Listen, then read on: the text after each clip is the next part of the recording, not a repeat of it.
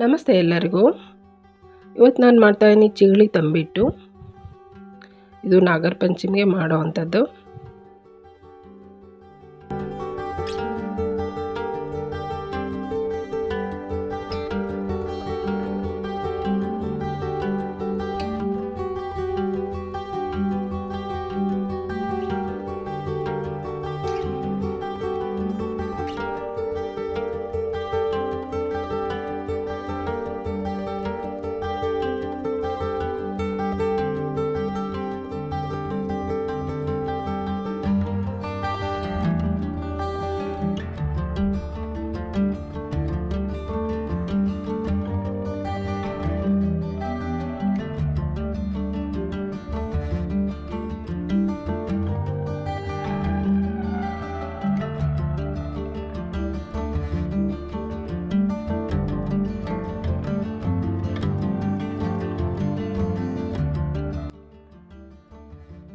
ಚಿಗಳಿ ತಂಬಿಟ್ಟು ಮಾಡೋದಕ್ಕೆ ಮೊದಲಿಗೆ ನಾನು ಕಡಲೆ ಬೀಜನ ಹುರಿತೀನಿ. ಕಡಲೆ ಬೀಜ ಲೋ ಫ್ಲೇಮಲ್ಲಿ ನಿಧಾನವಾಗಿ ಹುರಿಬೇಕಾಗತ್ತೆ, ಯಾಕಂದರೆ ಒಳಗೆಲ್ಲ ಚೆನ್ನಾಗಿ ಬೇಯಬೇಕು. ಮತ್ತು ಕಡಲೆ ಬೀಜ ಚೆನ್ನಾಗಿ ಹುರಿದಾದ್ಮೇಲೆ ತಣ್ಣಗಾಗೋದಕ್ಕಿಟ್ಟು ಇದರ ಸಿಪ್ಪೆ ತೆಗಿಬೇಕು. ನೋಡಿ, ಈಗ ಚೆನ್ನಾಗಿ ಹುರಿದಿದ್ದೀನಿ, ಕೆಂಪಗಾಗಿದೆ. ಇದು ತಣ್ಣಗಾಗಲಿ, ಪೂರ ತಣ್ಣಗಾದ್ರೇ ಸಿಪ್ಪೆ ತೆಗಿಯೋದಕ್ಕೆ ಈಸಿ ಆಗುತ್ತೆ. ಈಗ ಎಳ್ಳು ಹುರಿತಾ ಇದ್ದೀನಿ. 1/4 kg ಎಳ್ಳು ತೊಗೊಂಡಿದ್ದೀನಿ ನಾನು, ಕಪ್ಪು ಎಳ್ಳು. ಇದು ಕೂಡ ಲೋ ಫ್ಲೇಮಲ್ಲಿ ನಿಧಾನವಾಗಿ ಹುರಿಬೇಕು, ಕೆಂಪಗಾಗೋ ತನಕ ಹುರಿಬೇಕು. ಇದು ಕೂಡ ತಣ್ಣಗಾಗೋದಕ್ಕೆ ಬಿಡಬೇಕು.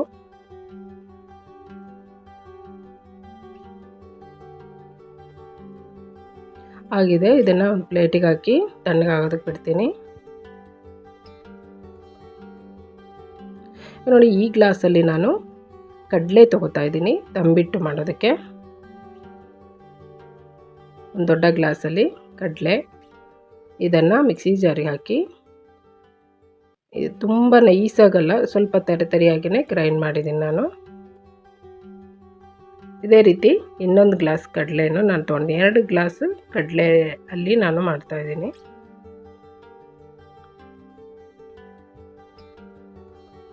ಇದನ್ನು ಕೂಡ ಗ್ರೈಂಡ್ ಮಾಡಿ ಇಟ್ಕೊಳ್ತೀನಿ. ತುಂಬ ನೈಸಾಗೇನು ಮಾಡೋದು ಬೇಡ, ಸ್ವಲ್ಪ ತರಿಯಾಗಿದ್ದರೆ ಸಾಕು. ನೋಡಿ, 2 ಗ್ಲಾಸ್ ಅಕ್ಕಿಗೆ ಅರ್ಧ ಗ್ಲಾಸು ನಾನು ಅಕ್ಕಿ ಹಿಟ್ಟು ತೊಗೊಂಡಿದ್ದೀನಿ. ಅಂದರೆ 1 ಗ್ಲಾಸ್ ಕಡಲೆ ತೊಗೊಂಡ್ರೆ 1/4 ಗ್ಲಾಸು ಅಕ್ಕಿ ಹಿಟ್ಟು ಸಾಕು. ಅಕ್ಕಿ ಹಿಟ್ಟು ಜಾಸ್ತಿ ಹಾಕಬಾರ್ದು, ಅಕ್ಕಿ ಹಿಟ್ಟು ಜಾಸ್ತಿ ಹಾಕಿದ್ರೆ ಉಂಡೆ ಗಟ್ಟಿ ಆಗುತ್ತೆ. ಸ್ವಲ್ಪ ಹುರಿದ್ಬಿಟ್ಟು, ಹುರಿಯೋದಂದರೆ ಇದು ಕೆಂಪಗೇನಾಗೋದು ಬೇಡ, ಬಿಸಿ ಮಾಡಬೇಕು, ಚೆನ್ನಾಗಿ ಬಿಸಿ ಮಾಡಬೇಕು. ಲೋ ಫ್ಲೇಮಲ್ಲಿ ಹುರಿದ್ಬಿಟ್ಟು ಕಡಲೆ ಪುಡಿ ಜೊತೆಗೇ ಹಾಕಿದ್ದೀನಿ. ಈಗ ನೋಡಿ, ಅಷ್ಟೊತ್ತಿಗೆ ಕಡಲೆ ಬೀಜ ಪೂರ ತಣ್ಣಗಾಗಿದೆ. ಈಗ ಇದರ ಸಿಪ್ಪೆ ತೆಗಿಬೇಕು. ಸಿಪ್ಪೆ ತೆಗೆದ್ಬಿಟ್ಟು ಕಡಲೆ ಬೀಜನ 2 ಹೋಳು ಮಾಡಬೇಕು. ನೋಡಿ, ಈ ರೀತಿ ಆಗಬೇಕು, 2 ಹೋಳು ಆಗಬೇಕು. ಕಡಲೆ ಬೀಜ ಚೆನ್ನಾಗಿ ತಣ್ಣಗಾದರೆ ಇದು ಮಾಡೋದು ತುಂಬ ಈಸಿ. ನೋಡಿ, ಈ ರೀತಿ 2 ಹೋಳು ಮಾಡ್ಕೋಬೇಕು. ಇದನ್ನು ಹೇಗೆ ಮಾಡೋದು ಈಸಿಯಾಗಿ ಅಂತ ತೋರಿಸ್ತೀನಿ. ನೋಡಿ, ನಾನೊಂದು ಒಳ್ಳೆ ಬಟ್ಟೆ ತೊಗೊಂಡಿದ್ದೀನಿ, ಚೆನ್ನಾಗಿರೋ ಬಟ್ಟೆ ತೊಗೊಂಡು ಅದರಲ್ಲಿ ಈ ಕಡಲೆ ಬೀಜ ಎಲ್ಲ ಹಾಕ್ಬಿಟ್ಟು ಈ ರೀತಿ ಮಾಡಿ ಈಸಿಯಾಗಿ ಬೇಗ ಸಿಪ್ಪೆ ತೆಗಿಬೋದು. ಒಂದು ಲಟ್ಟಣಿಗೆ ತೊಗೊಂಡು ಈ ರೀತಿ ಪ್ರೆಸ್ ಮಾಡಿದ್ರೆ ಸಿಪ್ಪೆ ಎಲ್ಲ ಬಿಟ್ಕೊಳ್ಳುತ್ತೆ, ಮತ್ತು ಕಡಲೆ ಬೀಜ 2 ಹೋಳಾಗುತ್ತೆ.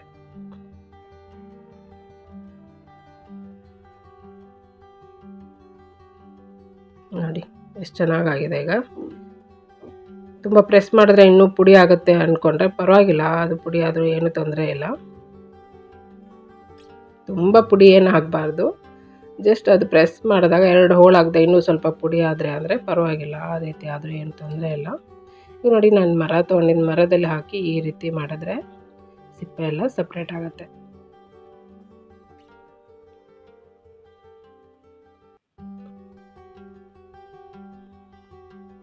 ಈಗ ಸಿಪ್ಪೆ ತೆಗೆದಿರೋಂಥ ಕಡಲೆ ಬೀಜ, 1 ಕಪ್ ಕಡಲೆ ಬೀಜ ನಾನು ಕಡಲೆ ಪುಡಿಗೆ ನಾನು ಮಿಕ್ಸ್ ಮಾಡ್ತಾಯಿದ್ದೀನಿ. ಮತ್ತು 2 ಸ್ಪೂನ್ ಹುರಿದಿರೋಂಥ ಎಳ್ಳು, ತುರಿದಿರೋಂಥ ಒಣ ಕೊಬ್ಬರಿ 1 ಕಪ್ಪು, ಏಲಕ್ಕಿ ಪುಡಿ, ಇದಿಷ್ಟನ್ನು ನಾವು ಕಡಲೆ ಮತ್ತು ಪುಡಿ ಮಾಡಿ ಇಟ್ಕೊಂಡಿದ್ನಲ್ಲ, ಕಡಲೆ ಮತ್ತು ಅಕ್ಕಿ ಹಿಟ್ಟು ಮಿಕ್ಸ್ ಮಾಡಿದ್ನಲ್ಲ ಅದಕ್ಕೇ ಇದಿಷ್ಟನ್ನು ಹಾಕಿ ಸರಿಯಾಗಿ ಮಿಕ್ಸ್ ಮಾಡಬೇಕು. ಮಿಕ್ಸ್ ಮಾಡಿ ಆದಮೇಲೆ ನಾನು ಇಲ್ಲಿ ಪಾಕ ಮಾಡೋದಕ್ಕೆ ಇಡ್ತಾಯಿದ್ದೀನಿ. ಬೆಲ್ಲ ನೋಡಿ ಈ ರೀತಿ ದಪ್ಪ ಕುಟ್ಟಿದ್ದೀನಿ. ಅದೇ ನೈಸಾಗಿ ಕುಟ್ಟಬೇಕಂತ ಇಲ್ಲ, ಯಾಕಂದರೆ ಪಾಕ ಮಾಡೋದ್ರಿಂದ ಬಿಸಿ ಆಗುತ್ತೆ. ಈಗ ನೋಡಿ ಎಳ್ಳು ತಣ್ಣಗಾಗಿದೆ. ಇದನ್ನು ಒಂದು ಅರ್ಧ ಮಾತ್ರ ನಾನು ಮಿಕ್ಸಿ ಜಾರಿಗೆ ಹಾಕಿ ಗ್ರೈಂಡ್ ಮಾಡ್ತೀನಿ. ದಪ್ಪನೆ ಮಾಡೋದು, ಜಸ್ಟ್ ಒಂದು ಸಲ 2 ಸಲ ಗರ್ರ ಅನಿಸಿದ್ರೆ ಸಾಕು. ನೋಡಿ ಈ ರೀತಿ ಆದರೆ ಸಾಕು, ನೈಸ ಆಗಬಾರ್ದು. ಇದನ್ನು ಅರ್ಧ ಎಳ್ಳು ಇಟ್ಟಿದ್ನಲ್ಲ ಅದಕ್ಕೆ ಮಿಕ್ಸ್ ಮಾಡ್ತೀನಿ. ಬೆಲ್ಲದ ಪಾಕ ಇದೆ ಅಲ್ಲ, ಅದಕ್ಕೆ ಒಂದು 3/4 kg ಬೆಲ್ಲ ತೊಗೊಂಡಿದ್ದೀನಿ ನಾನು. ಇದಿಷ್ಟಕ್ಕೆ ಸರಿ ಆಯಿತು, ಅದು 3/4 kg ಬೆಲ್ಲಕ್ಕೆ. ಈಗ ನೋಡಿ ಎಳ್ಳಿಗೆ ಒಂದು ಅರ್ಧ ಕಪ್ಪು ಕಡಲೆ ಬೀಜ ಸಿಪ್ಪೆ ತೆಗೆದಿರೋದು, ಅರ್ಧ ಕಪ್ ಕಡಲೆ ಮತ್ತು ಒಂದು ಅರ್ಧ ಕಪ್ಪು ಒಣ ಕೊಬ್ಬರಿ ಮತ್ತು ಏಲಕ್ಕಿ ಪುಡಿ, ಇದಿಷ್ಟನ್ನು ಹಾಕಿ ಮಿಕ್ಸ್ ಮಾಡ್ತೀನಿ. ನಾನು ಬೆಲ್ಲ ಪಾಕ ಮಾಡೋದು ಹೇಳ್ತಾಯಿದ್ದೆ.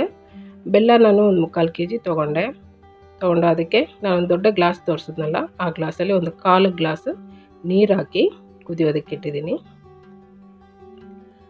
ನೋಡಿ ಈಗ ಬೆಲ್ಲ ಎಲ್ಲ ಕರಗಿ ಈ ರೀತಿ ಜೋರು ಒಂದು ಸಲ ಕುದಿ ಬಂದರೆ ಸಾಕು, ಜಾಸ್ತಿ ಕುದಿಬೇಕಂತ ಏನಿಲ್ಲ. ಎಲ್ಲ ಕರಗಿ ಜೋರಾಗಿ ಕುದಿ ಬಂದರೆ ಸಾಕು. ಈಗ ಸ್ಟವ್ ಆಫ್ ಮಾಡಿ. ನೋಡಿ ಈ ರೀತಿ ಆಗುತ್ತೆ. ಇದು ಕರೆಕ್ಟಾಗಿ ಹದ ಇದೆ. ಇದು ತುಂಬ ಅಂಟು ಬರಬೇಕು ಅಂತೆಲ್ಲ ಏನಿಲ್ಲ, ಎಲ್ಲ ಕರಗಿ ಕುದಿ ಬಂದರೆ ಸಾಕು. ಈಗ ನೋಡಿ ಎರಡು ಮಿಶ್ರಣ, ಚಿಗಳಿ ಮತ್ತು ತಂಬಿಟ್ಟು ಎರಡದು ಮಿಶ್ರಣ ರೆಡಿ ಇದೆ. ಈಗ ಉಂಡೆ ಮಾಡೋದನ್ನು ನಾನು ತೋರಿಸ್ತೀನಿ. ಉಂಡೆ ಮಾಡುವಾಗ ಪಾಕ ಅಷ್ಟೂ ಒಟ್ಟಿಗೆ ಹಾಕಬಾರ್ದು.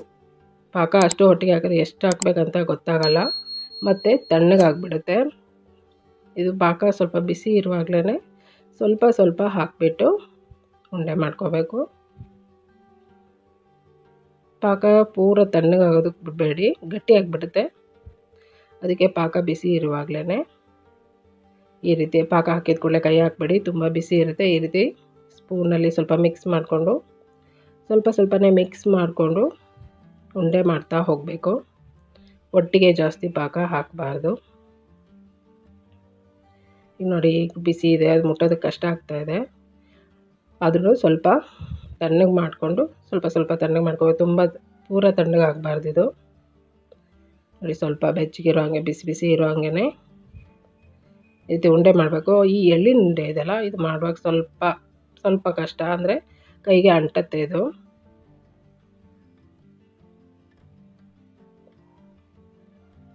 ಅದಕ್ಕೆ ನಾನು ಒಂದು ಕಪ್ಪಲ್ಲಿ ನೀರು ತೊಗೊಂಡಿದ್ದೀನಿ. ನೀರನ್ನು ನೀರು ಮುಟ್ಟಿಸ್ಕೊಂಡು ಸ್ವಲ್ಪ ಕೈಗೆ, ಜಾಸ್ತಿ ನೀರು ತೊಗೋಬೇಡಿ, ಸ್ವಲ್ಪ ಹೀಗೆ ನೀರು ಮುಟ್ಟಿಸ್ಕೊಂಡು ಈಗ ಉಂಡೆ ಕಟ್ಟಿದ್ರೆ ಈಗ ಚೆನ್ನಾಗಿ ಬರುತ್ತೆ.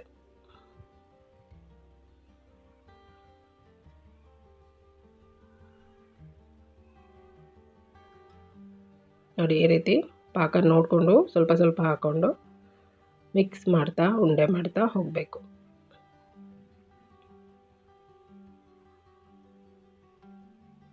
ಪಾಕ ಏನಾದರೂ ಅಕಸ್ಮಾತ್ ನಿಮಗೆ ಸಾಕಾಗಲಿಲ್ಲ ಅಂದರೆ ಮತ್ತೆ ಸ್ವಲ್ಪ ಬೆಲ್ಲ ಕುಟ್ಬಿಟ್ಟು ಸ್ವಲ್ಪ ನೀರು ಹಾಕಿ ಪಾಕ ಮಾಡ್ಕೋಬೋದು. ಅದೇನು ಒಂದು 2 ನಿಮಿಷದ ಕೆಲಸ. ನನಗೆ ಚಿಗಳಿ ತಂಬಿಟ್ಟು ಇಷ್ಟು ಮಾಡೋದಕ್ಕೆ 3/4 kg ಬೆಲ್ಲ ಕರೆಕ್ಟಾಗಿ ಆಯಿತು.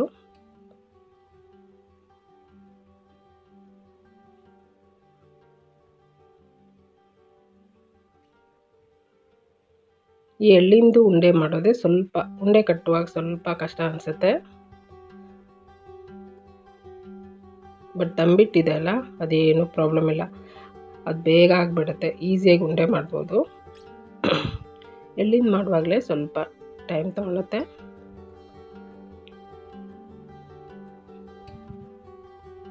ಸ್ವಲ್ಪ ಹೀಗೆ ಕೈಗೆ ನೀರು ಮುಟ್ಟಿಸ್ಕೊಂಡು ಈ ರೀತಿ ಮಾಡಿ ಆವಾಗ ಚೆನ್ನಾಗಾಗುತ್ತೆ. ನೋಡಿ ಈ ರೀತಿ, ಇದೇ ರೀತಿ ನಾನು ಅಷ್ಟು ಉಂಡೆ ಮಾಡಿಟ್ಕೊತೀನಿ.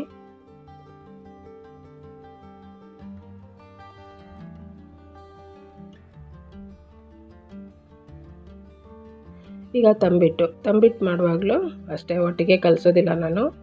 ಇದರಲ್ಲಿ ಸ್ವಲ್ಪ ಒಂದು ಪ್ಲೇಟಿಗೆ ಹಾಕ್ಕೊಂಡ್ಬಿಟ್ಟು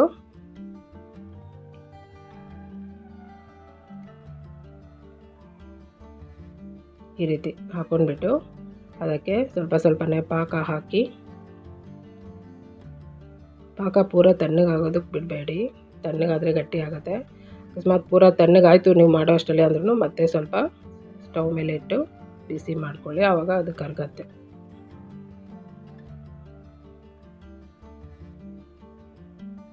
ಇದನ್ನು ಅಷ್ಟೇ ಬಿಸಿ ಪಾಕ ಒಂದೇ ಸರಿ ಕೈ ಹಾಕಬೇಡಿ, ಸ್ಪೂನಲ್ಲಿ ಸ್ವಲ್ಪ ಕಲಿಸ್ಕೊತಾ ಸ್ವಲ್ಪ ತಣ್ಣಗಾಗಿದೆ ಅನ್ನುವಾಗ ಕೈಯಿಂದ ಕಲಿಸ್ಕೊಂಡು ಉಂಡೆ ಮಾಡಬೇಕು.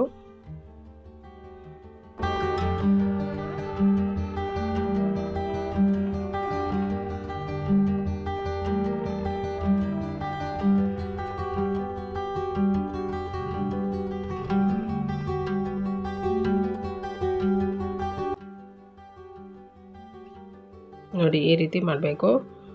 ತಂಬಿಟ್ಟು ಉಂಡೆ ಕಟ್ಟೋದು ತುಂಬ ಈಸಿ, ಅದೇನು ಕೈಗೆ ಅಂಟಲ್ಲ, ಚೆನ್ನಾಗಾಗತ್ತೆ, ಈಸಿಯಾಗಿ ಮಾಡ್ಬೋದು.